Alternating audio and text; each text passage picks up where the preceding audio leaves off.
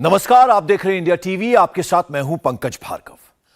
55 घंटे से पाकिस्तान के आतंकवादी बिल में छिपे बैठे हैं। एलओसी के पास वाली गुफा में जाकर बैठ गए हैं। आज एक ट्रायल किया गया है, बम गिराया गया है ताकि आतंकवादी बिल से बाहर आए। ट्रायल तो अनंतनाग की पहाड़ियों में हुआ, पीर पंजाल के जंगलों में हुआ, लेकिन डर पीर पंजाल की पहाड़ियों के उस पार पाकिस्तान में दिखा। जो ट्रेलर आज लॉन्च हुआ है, जो रिहर्सल एलओसी के इस पार यानी इधर हुई है, उसका प्रैक्टिकल उस पार जाकर होगा। पाकिस्तानी आर्मी के नए नए लॉन्च पैड्स पर जो आतंकवादी खड़े हैं, उनको उड़ाने का ऑर्डर आ चुका है। और सिर्फ नए आतंकवादी नहीं मारे जाएंगे, इस बार वो पुराने आका भी निपटाए जा सकते हैं जो 40 साल से पाकिस्तान में जाकर छिपे बैठे हैं। हमारे 5 जवान शहीद हुए हैं, लेकिन 5 जवानों की शहादत का बदला कम से कम 50 आतंकवादियों को मारकर ही पूरा होगा। इस बार लश्कर और डी कंपनी ये दोनों निशाने पर हैं। इनके अड्डे ढूंढ लिए गए हैं, इनके आकाओं का लोकेशन ट्रैक कर लिया गया है। और अब तो हमारे पास वो ड्रोन भी हैं जो सीधे लोकेशन ट्रैक करके अटैक करेगा। यह अटैक कैसे होगा, अगली सर्जिकल स्ट्राइक कैसे होगी, देखते हैं इस रिपोर्ट में।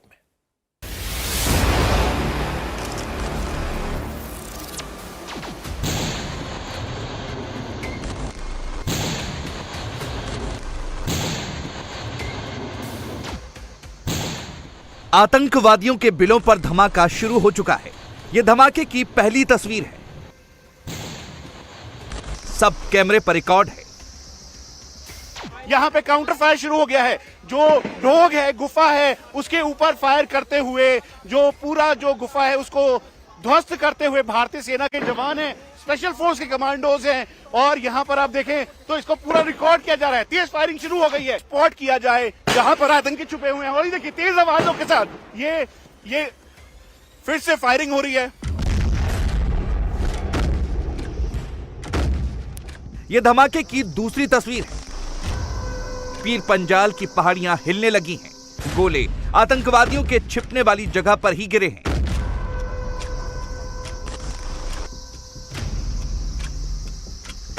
ये गोले अभी और गिरेंगे।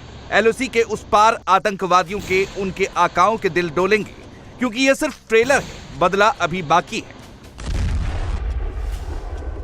ये फायरिंग फिर से शुरू हो चुकी है और धमाके तेज शुरू हो चुके हैं। ये देखिए तेज धमाकों के साथ यहाँ पे अब ये धमाके तेज हो गए हैं। ये जो पूरा एरिया है यहाँ पर जो हाइड आउट है उसको बर्स्ट करने की पूरी तैयारी है। हिंदुस्तान की टॉप लीडरशिप कौन सा फैसला ले चुकी है, कौन सा ऑर्डर दे चुकी है? क्या पीओके में एक और सर्जिकल स्ट्राइक होने वाली है? क्या पहला हमला पीर पंजाल की पहाड़ियों पर होगा? इस बार जमीन से नहीं, क्या इस बार ड्रोन से आतंकियों के अड्डों पर टारगेटेड अटैक होगा?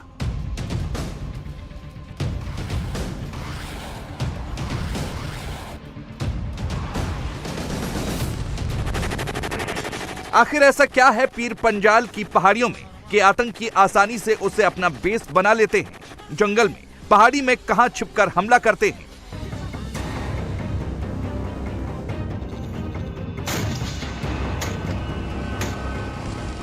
आज अभी इस वक्त पीर पंजाल की पहाड़ियों में कितने आतंकी छुपे हैं, कहां कहां छुपे बैठे हैं, ये जानने के लिए सबसे पहले आपको पीर पंजाल का टेरेन समझना होगा।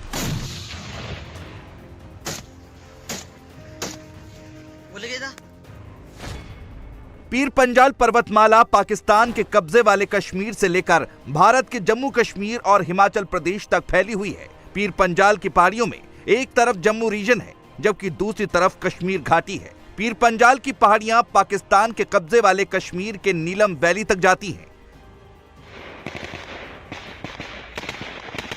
घुसपैठिए आतंकी पीओके की उसी नीलम वैली से होते हुए पीर पंजाल की पहाड़ियों से गुजरते हुए एलओसी के इस पार आते हैं और हमले करते हैं।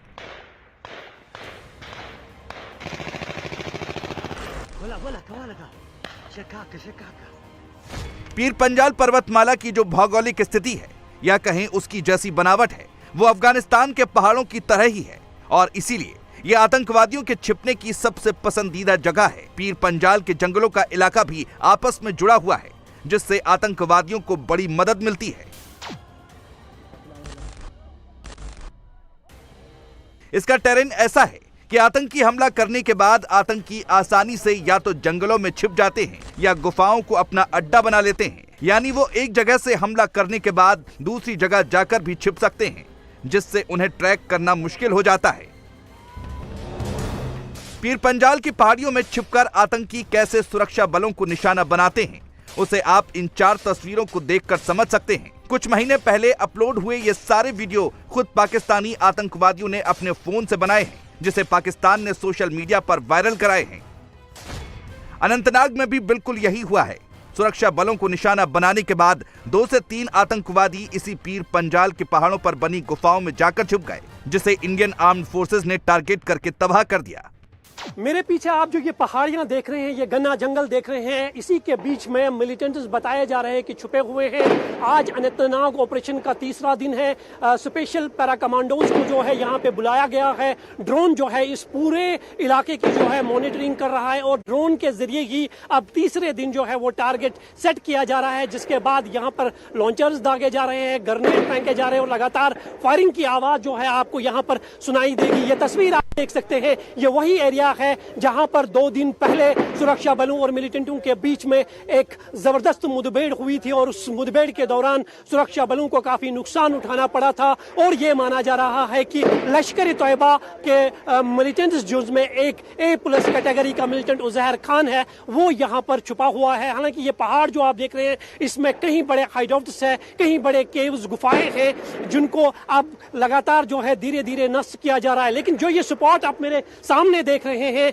माना जा रहा है कि मिलिटेंट जो है यहां से ज्यादा दूर भागने में कामयाब नहीं हुए हैं, क्योंकि जो कल और आज सुबह में ब्लास्ट किए गए थे, उसके बाद सुरक्षा बलों को यह पुख्ता यकीन है कि मिलिटेंट जो है वो इसी जगह पर, इसी स्पॉट पर जो है छुपे हुए हैं। इस वक्त इंडियन आर्मी का एक्शन पीर पंजाल की उस लोकेशन पर चल रहा है जो भारत की तरफ है। हेलीकॉप्टर्स गश्त लगा रहे हैं। ड्रोन से पीर पंजाल की हर गुफा में छिपे आतंकी को ट्रैक किया जा रहा है। पाकिस्तान से आए आतंकी बड़ी संख्या में इन्हीं गुफाओं में दुबक कर बैठे हैं। लेकिन असली धमाका तो LOC के उस पार यानी पाकिस्तान के कब्जे वाले कश्मीर में होगा। पीर पंजाल माउंटेन रेंज को गूगल अर्थ से समझिए। यह रहा अनंतनाग जहां आतंकियों ने हमला किया, और ये रहा पाकिस्तान के कब्जे वाले कश्मीर का रावलाकोट, जहां से होते हुए आतंकी पीर पंजाल के जंगलों और पहाड़ों में दाखिल हुए और हमला किया।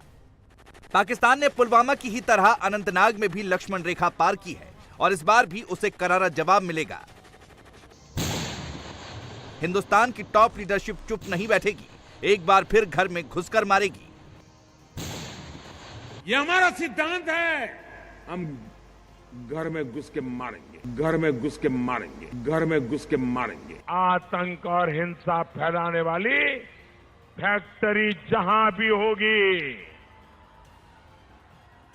इस चौकीदार के निशाने पर है। भारत को जहां से भी खतरा होगा, हम घर में घुस करके मारेंगे। आतंकवादियों के अड्डे में घुसकर मारेंगे। आतंक को हरा कर ही हम दम लेंगे, ये हमारा संकल्प है। सवाल है कि भारत का अगला स्ट्राइक कब और कैसे होगा। बालाकोट में एयर स्ट्राइक हुई थी, क्या इस बार रावलाकोट में ड्रोन स्ट्राइक होगा? अगर हां तो क्या ड्रोन स्ट्राइक के बाद तस्वीर बिल्कुल ऐसी दिखाई देगी?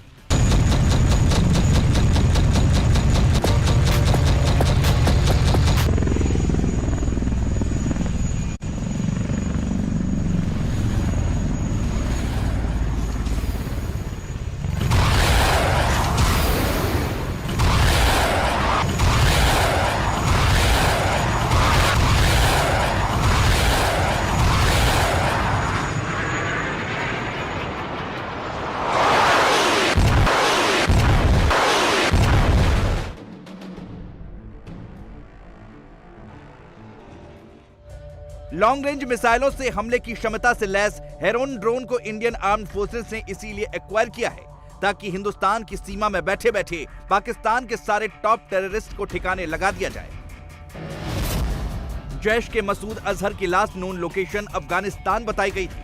हिजबुल का सैयद सलाउद्दीन आखिरी बार पाकिस्तानी सेना के हेडक्वार्टर वाले लोकेशन यानी रावलपिंडी में पाया गया था। लश्कर तैयबा के हाफिज सईद की लोकेशन लाहौर बताई जा रही है। अनंतनाग टेरर अटैक के बाद ये तीनों ही हिंदुस्तान के टारगेट पर हैं। तो क्या हेरोन ड्रोन से इन तीनों को एलिमिनेट करने का प्लॉट ऑलरेडी एक्टिव हो चुका है? ऐसे हमले बताकर नहीं किए जाएंगे। ये एक सरप्राइज अटैक होगा। दिन भी हम चुनेंगे, वक्त भी हमारा होगा और निशाना भी सटीक लगेगा।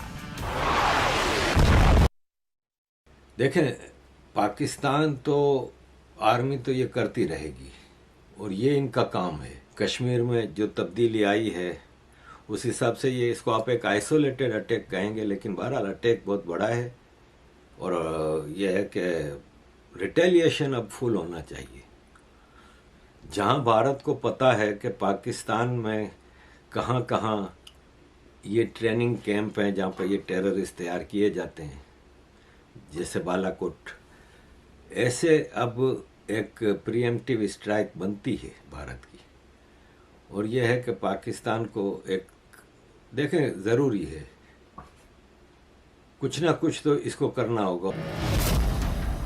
इस बीच एक खबर यह भी आ रही है कि जम्मू कश्मीर में आतंकी हमले बढ़ाने के लिए पाकिस्तान ने अपने सारे टेररिस्ट कैंप्स और लॉन्च पैड्स एलओसी के पास शिफ्ट कर दिए हैं। ये सारे कैंप्स लश्कर, जैश और हिजबुल के हैं। इन कैंप्स में पाकिस्तान के साउथ पंजाब रीजन के आतंकी भर्ती किए जा रहे हैं। उन्हें हथियारों की ट्रेनिंग देने के साथ साथ आत्मघाती हमलावर के तौर पर तैयार किया जा रहा है।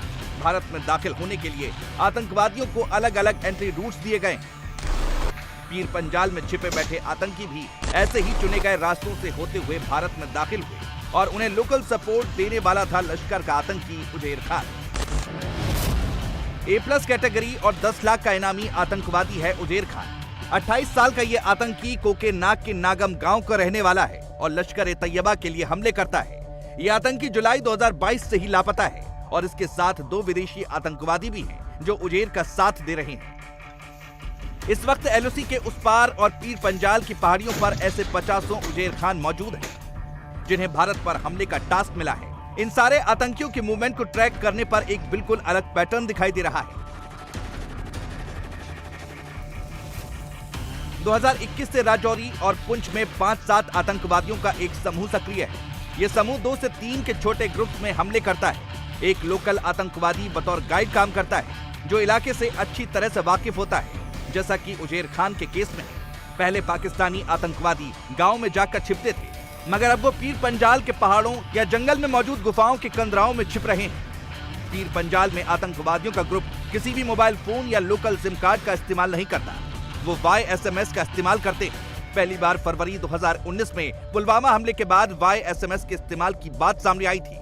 इसके जरिए आतंकी बातचीत के लिए बहुत हाई फ्रीक्वेंसी और रेडियो सेट से जुड़े स्मार्टफोन का इस्तेमाल करते हैं। इसी से वो अपने पाकिस्तानी हैंडलर्स से भी वॉइस नोट्स के जरिए कनेक्ट होते हैं। इसीलिए उन्हें ट्रैक कर पाना थोड़ा मुश्किल हो गया है। ये आतंकवादी अब लोकल कॉन्टैक्ट को पैसे के दम पर भी खरीद लेते हैं, इसलिए सुरक्षा बलों के पास कोई टिप ऑफ नहीं आती और आतंकी अनंतनाग जैसा हमला करने में कामयाब हो जाते हैं।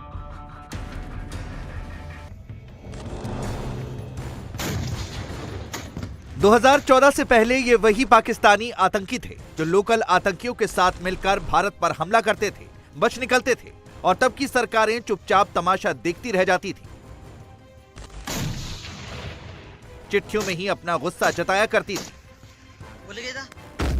लेकिन 14 के बाद ये अप्रोच बदला और अब भारत न सिर्फ ऑन द स्पॉट फैसला करता है बल्कि आतंकियों को उनके घर में घुसकर भी मारता है। और अनंतनाग हमले के बाद पाकिस्तान की सड़कों पर जैसे रिएक्शंस देखने को मिल रहे हैं, उससे यही लग रहा है कि अब पाकिस्तान भी समझ चुका है भारत इस बार भी छोड़ने वाला नहीं है, क्योंकि उन लोगों की प्लानिंग ही यही है, हमें वो घसीटेंगे ज्यादा और मारेंगे कम। अब वो भी हमें घसीट रहे हैं, ठीक है, लेकिन मैं एक आम बंदा हूँ, मुझे इन चीज़ों की समझ आ रही, इन लोगों को पता नहीं क्यों। पॉइंट है, ये बड़ा पॉइंट है। मैं अक्सर लोगों को कहता हूँ कि भाई मुझे समझ आ रही है और इजीली रिलेशन बेहतर हो सकते हैं अगर हम अपनी गलतियों को माने, जहाँ पे हमसे मिस्टेक हुई है हम, और जहाँ पे हम पे अगर इल्जाम लगाया जाए उन्हें क्लियर करें। लेकिन हम लोग ये शायद करना ही नहीं चाहते चाह रहे हैं कि पाकिस्तान ने ये जो करवाया जम्मू कश्मीर में, क्योंकि अभी रिसेंटली इंडिया में G20 की मीटिंग भी हुई है, बहुत ज़्यादा टूरिज्म जो है जम्मू कश्मीर में हो रहा है। वो कह रहा है कि पाकिस्तान को इसका जवाब दिया जाए सर्जिकल स्ट्राइक की सूरत में। क्या कहेंगे? इंडिया के लोग ये डिमांड कर रहे हैं कि सर्जिकल स्ट्राइक की जाए पाकिस्तान के खिलाफ। मैडम देखिए, मेरे व्यू के मुताबिक ना ऐसा कुछ नहीं होना चाहिए। इसकी प्रॉपर इन्वेस्टिगेशन होनी चाहिए और वो एजेंसीज ही कर सकती हैं, क्योंकि जो ऊपर फैसले हो रही हैं, जो इस तरह के मामला हैं, उसमें आम बंदा तो इन्वॉल्व नहीं हो सकता। अब एजेंसीज इसको सर्च आउट कर सकती हैं। उसके बाद देखें, जब ये पाकिस्तान आर्मी में जैसे पीछे शो हुआ, करप्ट हुआ, तो सारी अवाम को यही था करप्ट लोगों को सजा मिलनी चाहिए।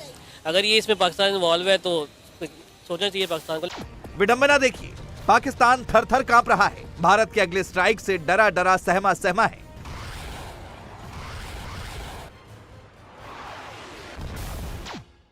लेकिन भारत में बैठे कांग्रेस पार्टी के नेता हिंदुस्तान के जवानों का सीना छलनी करने वाले आतंकवादियों से बातचीत की फरमाइश कर रहे हैं। कांग्रेस पार्टी के नेता सैफुद्दीन सोज ने जो कहा है, अब वो बयान भी पाकिस्तान में ट्रेंड करने लगा है। You can't change neighbours, Pakistan हमसाया है वहीं रहेगा।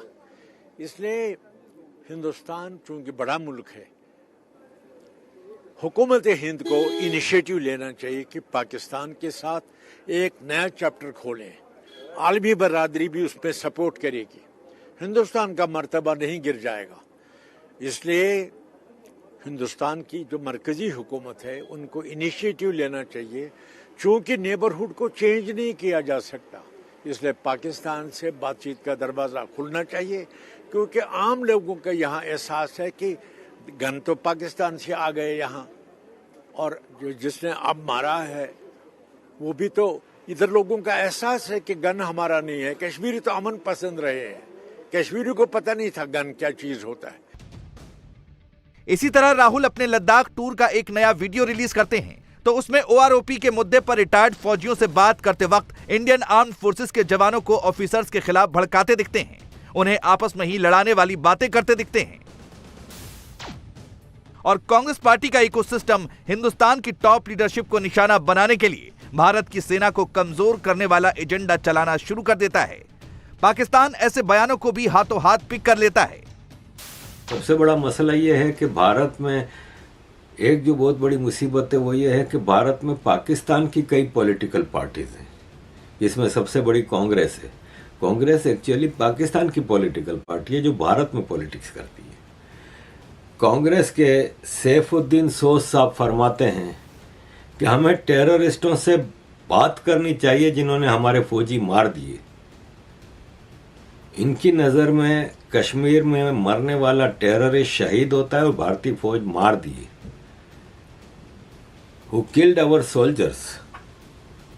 हमें उन टेररिस्टों की हालत का पता चलना चाहिए। इस तरह की बातें तो पाकिस्तान ही कर सकता है। पाकिस्तान भी इस हद तक गिरी हुई बात नहीं कर सकता। टेररिस्टों से बातें करो, टेररिस्टों की हालत का पता करो। अबे वो पाकिस्तान ने ट्रेन करके पैसे देके ब्रेन वॉश करके भेजा है। सीधा सीधा बोलो, भारत के पॉलिटिशियन हो, पाकिस्तान के नहीं हो। सोचिए एक ऐसा वक्त जब पूरे देश को पक्ष विपक्ष भूलकर भारत के सैनिकों के साथ खड़े हो जाना चाहिए। भारत की सरकार के हाथ मजबूत करने चाहिए। दुश्मन देश को मुंह तोड़ जवाब देना चाहिए। उस वक्त भी कुछ लोग सियासत में बिजी हैं।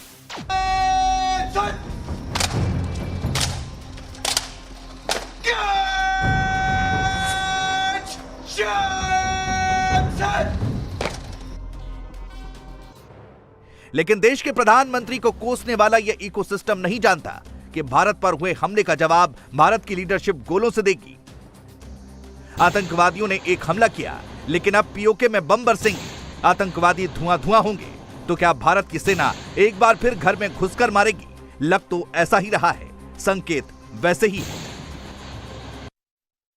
हमने ईमानदारी से वह कार्य किया कि पहले बात करने का प्रयास किया, और फिर जब यह तय हो गया कि ये बात करने से मानने वाले नहीं हैं, तो मैं आगे की बात नहीं बोलना चाहता हूँ। मुझे कहावत होती है ना कि कुछ लोग बातों से नहीं मानते हैं, तो फिर दूसरा वाला कार्य किया। हम याद दिलाना चाहते हैं, एक पंक्ति में कहना चाहूँगा, कश्मीर घाटी को लहूलुहान करने वालों सुनो, एक भी शहीद हुआ जवान नहीं भूले हैं, और दूध भी पिलाते हैं परंपरा हमारी मित्र, किंतु नाग यज्ञ का विधान नहीं भूले। नरेंद्र मोदी की पार्टी हर चुनाव से पहले सीटों को कैटेगरी में बांटती है। ए कैटेगरी वाली सीट बी, सी और डी कैटेगरी वाली सीट। ए कैटेगरी यानी वो सीटें जिन पर जीत तय है। बी कैटेगरी मतलब स्ट्रॉन्ग पोजीशन वाली सीट। सी और डी कैटेगरी यानी पार्टी के लिए कमजोर सीट। ऑल इंडिया सर्वे के बाद बीजेपी ने लोकसभा की 225 सीटों को ए कैटेगरी में रखा है, यानी मोदी को यहां सर्टेन जीत दिख रही है।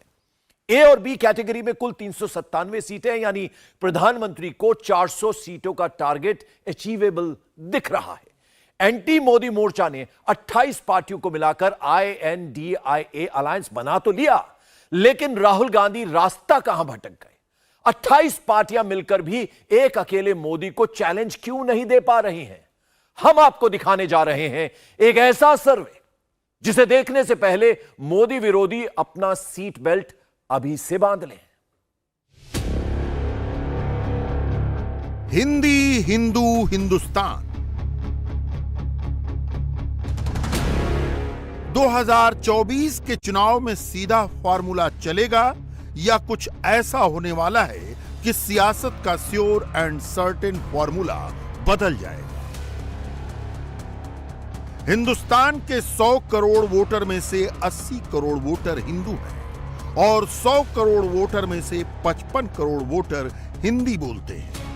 55 करोड़ में से 44 करोड़ वोटर की मातृभाषा हिंदी है और 11 करोड़ वोटर दूसरी भाषा के तौर पर हिंदी बोलते हैं। हिंदी बोलने वाले हिंदू वोटर 43 करोड़ से ज्यादा हैं। हिंदू और हिंदी नरेंद्र मोदी के दो सबसे बड़े मैग्नेट हैं। हिंदू वोट का पहला प्रेफरेंस मोदी हैं और हिंदी भाषी राज्यों का सर्वे करके देखें तो वहां भी मैंडेट मोदी को ही मिलता है। क्या नरेंद्र मोदी इन दोनों मैग्नेट को तोड़ के राहुल गांधी का इंडिया अलायंस मोदी को कमजोर कर देगा? क्या नरेंद्र मोदी की स्ट्रॉन्ग पिच पर मोदी को हराना मुमकिन है? तमिलनाडु के उदयनिधि स्टालिन, बिहार के चंद्रशेखर सिंह और यूपी के स्वामी प्रसाद मौर्य जैसे नेता नरेंद्र मोदी को हराने के लिए पिच तैयार कर रहे हैं या मोदी इसी को बेस बनाकर 24 का चुनाव प्रचंड बहुमत से जीत लेंगे? लोकतंत्र में सबसे ज्यादा इंपॉर्टेंट होता है नंबर। तो सबसे पहले देखते हैं कि हिंदू और हिंदी के नंबर क्या कहते हैं। देश के 28 राज्यों में से 9 राज्यों में हिंदी मुख्य भाषा है। उत्तर प्रदेश, उत्तराखंड, बिहार, झारखंड, मध्य प्रदेश, छत्तीसगढ़, राजस्थान, हरियाणा और हिमाचल प्रदेश में करीब 90% लोग हिंदी बोलते हैं, हिंदी लिखते हैं और यहां हिंदी में ही सरकारी कामकाज होता है। राष्ट्रीय राजधानी क्षेत्र दिल्ली में भी 85% से ज्यादा लोग हिंदी बोलते हैं। इन 9 राज्यों और राष्ट्रीय राजधानी क्षेत्र दिल्ली में लोकसभा की 225 सीटें हैं। Maharashtra 48 seat, Gujarat 26 seat, Punjab 13 seat, Paschim Bangal 42 seat, Odisha 21 seat, Goa 2 seat, Assam 14 seat और जम्मू कश्मीर लद्दाख की 6 सीटों को मिलाकर लोकसभा की 172 सीटें हैं। इन राज्यों में भी लोग हिंदी समझते हैं, हिंदी में कारोबार होता है। हां, यहां हिंदी लिखने का चलन थोड़ा कम है। गैर हिंदी भाषी राज्यों में रहने वाले हिंदुओं को अलग करके चलें तो भी अकेले हिंदी बोलने वाले राज्यों में ही हिंदुओं के पास इतने नंबर हैं कि नरेंद्र मोदी को तीसरी बार सरकार बनाने में कोई दिक्कत नहीं होने वाली। पूरा ये जो विपक्ष का अलायंस हुआ है, इसका जो असली मकसद है ये भारत का हिंदुत्व को वीक करना और सनातन का खिलाफ काम करना। इसीलिए अगली जो लोकसभा चुनाव होगा ये सिविलाइजेशनल का फाइट होगा, सभ्यता का फाइट होगा और हमारा भारत का लोग सनातन को सुरक्षित रखेगा। आपको लगता होगा कि हिंदू और हिंदी के पास इतना बड़ा नंबर होने के बाद भी धड़ाधड़ अटैक क्यों हो रहे हैं? पहला गोला हिंदू को टारगेट करके दक्षिण से चलाया गया। சிலவற்றை நாம் ஒழிக்கத்தான் வேண்டும், எதிர்க்க முடியாது. கொசு, டெங்கு காய்ச்சல், மலேரியா, கொரோனா இதையெல்லாம் நம்ம எதிர்க்கக்கூடாது, ஒழித்து கட்ட வேண்டும். அப்படிதான் இந்த சனாதனம். उदयनिधि स्टालिन के बाद 2 गोले और दागे गए.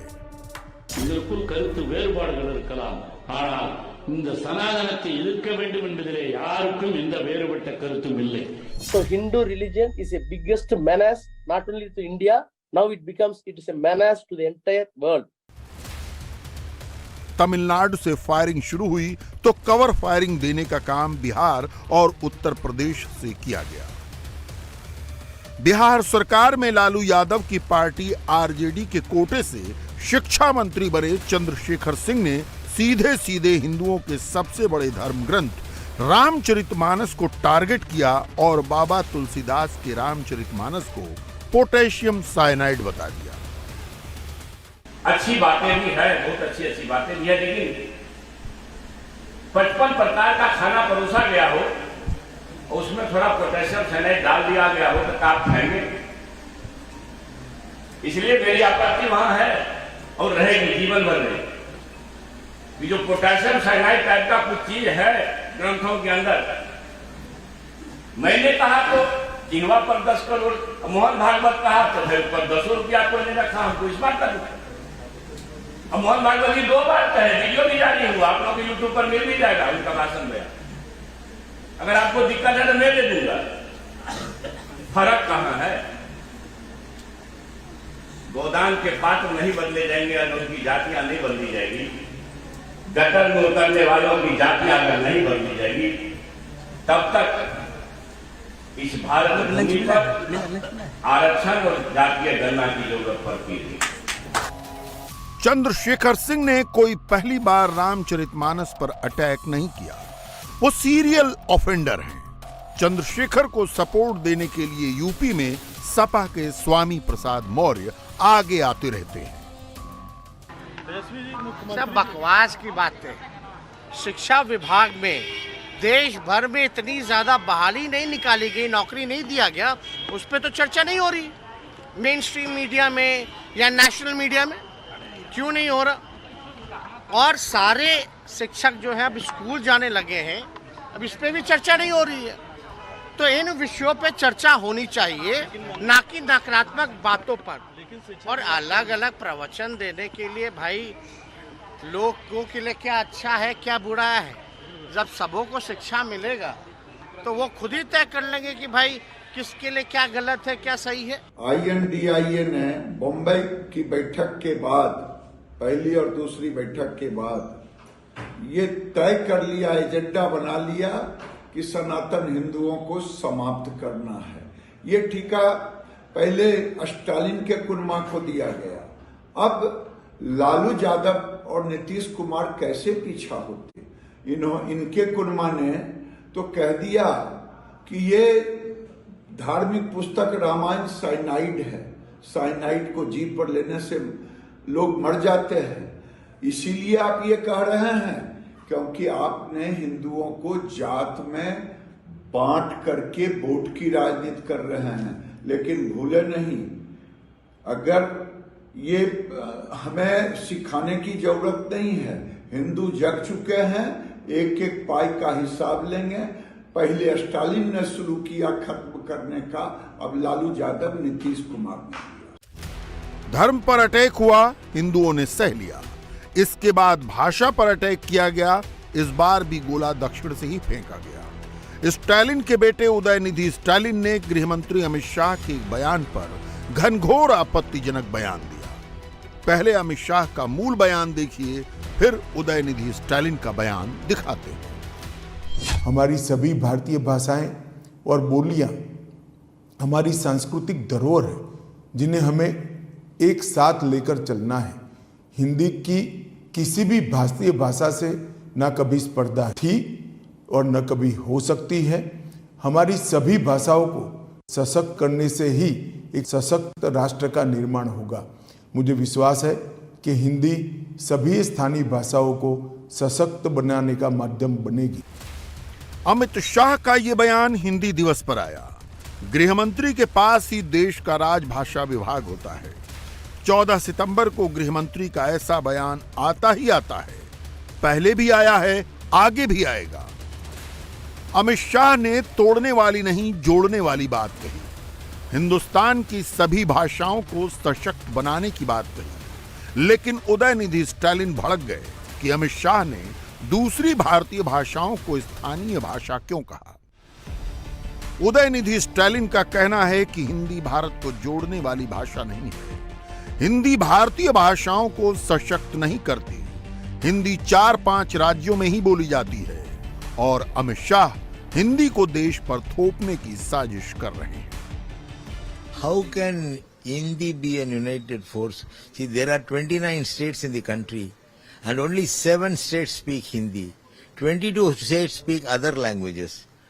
Right from West Bengal, Assam, Odisha, Andhra Pradesh, Tamil Nadu, Kerala, Karnataka, Maharashtra, Gujarat, Punjab, every state speak their own language. Who is speaking Hindi? Only Hindi belt, which has 7 states who are speaking Hindi. How can it be a uniting force of the country? How was the country united? पहले सनातन हिंदू धर्म का विरोध, फिर हिंदी का विरोध। Stalin की party DMK अपने एजेंडे पर चल रही है। सनातन और हिंदी विरोध डीएमके की नींव में है। पेरियारवादी पार्टी दिखावे के लिए कभी कभी इस एजेंडे पर पर्दा डाल देती है, फिर चुनाव आते ही एजेंडा दिखाने लगती है। हिंदू और हिंदी विरोध से स्टालिन का कुछ नहीं जाता, लेकिन राहुल गांधी का घाटा ही घाटा है। दक्षिण के 5 राज्य तमिलनाडु, कर्नाटक, आंध्र प्रदेश, केरल और तेलंगाना में लोकसभा की 130 सीटें हैं। कांग्रेस अगर डीएमके के जरिए यहां हिंदी और हिंदू विरोध के वोट की फसल काटना चाहती है तो उसे उत्तर, मध्य, पश्चिम और पूर्वी भारत की 413 सीटों पर होने वाले घाटे का भी हिसाब लगाकर रखना होगा। अगर राहुल गांधी और इंडिया अलायंस के दूसरे नेता कुछ भूल रहे हैं तो हम याद दिला देते हैं। विशुद्ध हिंदी भाषी राज्यों की 225 सीटों पर 2019 के चुनाव में एनडीए को 201 सीटों पर जीत मिली थी। कांग्रेस के नेतृत्व वाली यूपीए को केवल 7 सीटें मिली थी, 17 सीटें अन्य पार्टियों को मिली थी। भूल सुधार का तरीका यह होता है कि कांग्रेस और उसकी सहयोगी पार्टियां हिंदी पट्टी के राज्यों में पब्लिक सेंटीमेंट के हिसाब से काम करती, लेकिन वो तो उदयनिधि स्टालिन और चंद्रशेखर जैसे नेताओं के बयान को हवा दे रही हैं। इसीलिए 2024 में भी हिंदी पट्टी में कांग्रेस के लिए हालात अच्छे नहीं दिख रहे।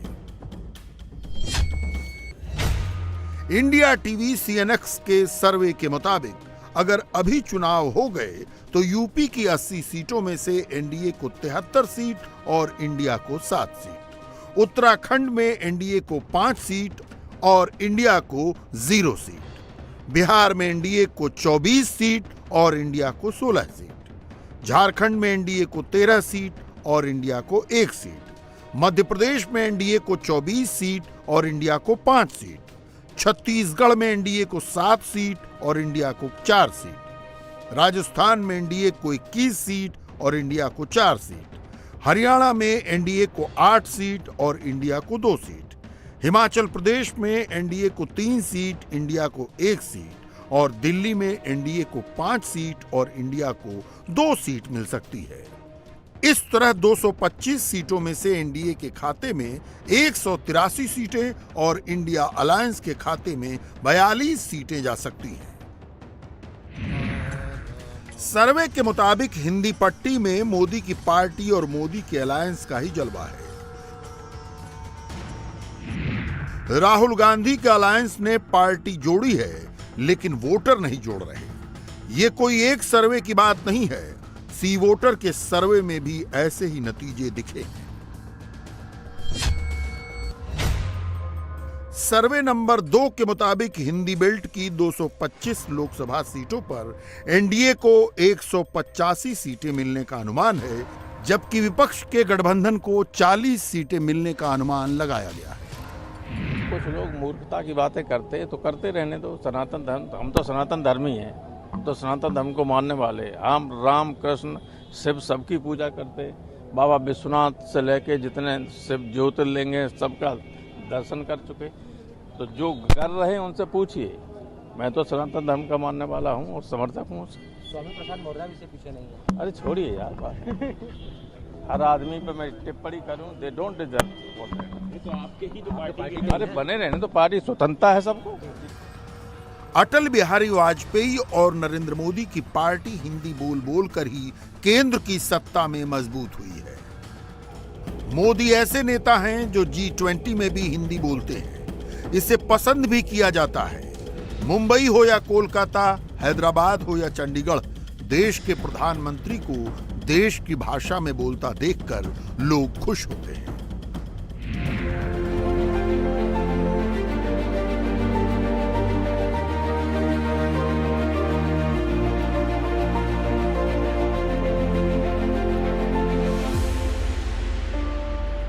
देश के सियासी मैप को उठाकर देख लीजिए, बीजेपी जहां भी पहुंची वहां हिंदी का वैसा विरोध नहीं है। भाषा से भी बड़ी पिच धर्म की है। इस पिच पर मोदी की छवि हिंदू हृदय सम्राट जैसी है। हिंदू बीजेपी का कोर वोटर है। 2019 के चुनाव में हिंदुओं ने बीजेपी के लिए एकमुश्त वोट किया था।